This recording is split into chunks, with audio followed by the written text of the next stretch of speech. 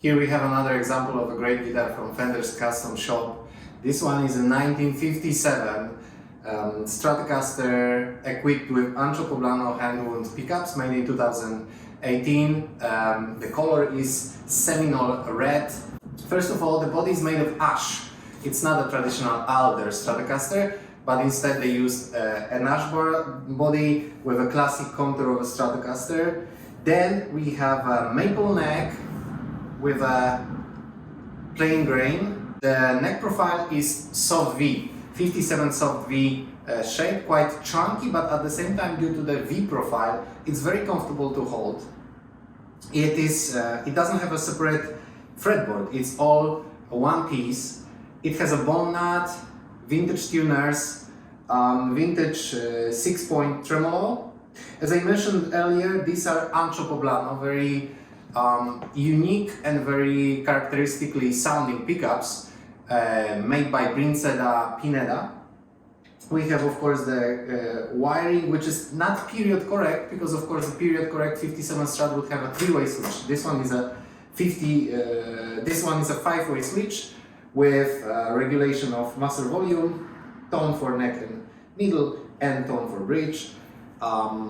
We have a Journeyman Relic, which means this is a really nicely relicked, gently relicked guitar. You can see that the fretboard has been aged. Of course, the frets are in great condition.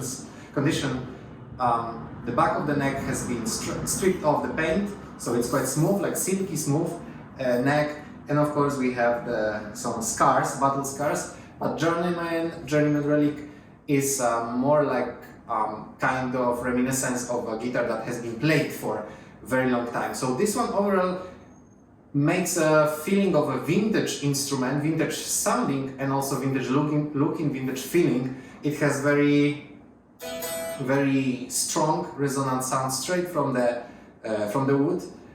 And now let's hear some sound, starting of course with the open chords in the clean.